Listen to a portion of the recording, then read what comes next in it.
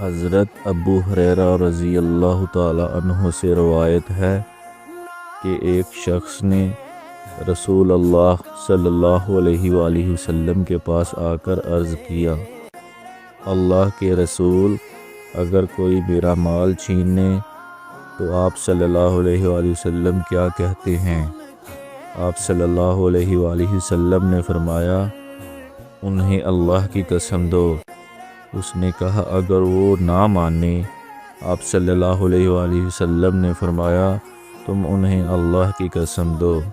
اس نے کہا، اگر وہ نہ مانے تو؟ آپ صلی اللہ علیہ وآلہ وسلم نے فرمایا، تم انہیں اللہ کی قسم دو۔ اس نے کہا، اگر وہ پھر نہ مانے تو؟ آپ صلی اللہ علیہ وآلہ وسلم نے فرمایا، تو تم ان سے لڑو۔ اب اگر تم مارے گے تو جنت میں جاؤ گے، اور اگر تم نے مار دیا تو وہ جہنم میں جائے گا۔